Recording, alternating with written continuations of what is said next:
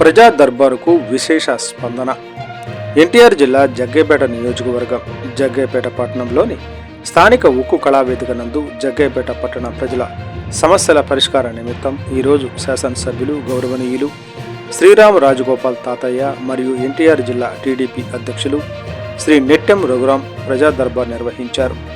వారు ప్రజల నుండి విజ్ఞప్తులను స్వీకరించి వారి సమస్యలను వీలైనంత త్వరగా పరిష్కరిస్తామని హామీ ఇచ్చారు. ఈరోజు స్థానిక ఉక్కు కళావేదికలో జరిగిన ప్రజా దర్బారులో వివిధ సమస్యలతో బాధపడుతున్న ప్రజల నుండి శ్రీరామ రాజగోపాల్ తాతయ్య మరియు ఎన్టీఆర్ జిల్లా తెలుగుదేశం పార్టీ అధ్యక్షులు శ్రీ నెట్టెం రఘురాం వినతులు స్వీకరించారు. ఎన్డీఏ ప్రభుత్వం వారికి అండగా ఉంటుందని మరియు వారి కష్టాలను తొలగించడానికి కృషి చేస్తుందని వారు హామీ ఇచ్చారు. ఈ సందర్భంగా పట్టణంలోని పలు సమస్యలను ప్రజలు వారి దృష్టికి తీసుకువచ్చారు. ముఖ్యంగా కొన్ని వార్డులలో ఇప్పుడిప్పుడే అభివృద్ధి చెందుతున్న వార్డులలో మౌలిక వసతులు అన్నీ సమకూర్చాలని శాంతినగర్ వాసులు కోరి ఉన్నారు.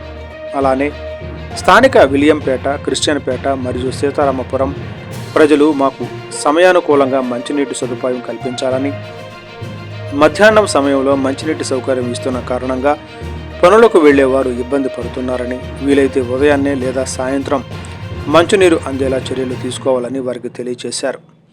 వీటన్నింటిపై సానుకూలంగా స్పందించిన ఇరువురు పట్టణంలో నలుమూలల మౌలిక వసతులు అన్నీ సమకూరేలా చర్యలు తీసుకుంటామని, పట్టణాన్ని అభివృద్ధి పదంలో ముందుకు తీసుకువెళ్తామని, ఈరోజు వచ్చిన సమస్యలను గుర్తించి యుద్ధ ప్రాతిపదికన చర్యలు తీసుకుంటామని తెలిపారు.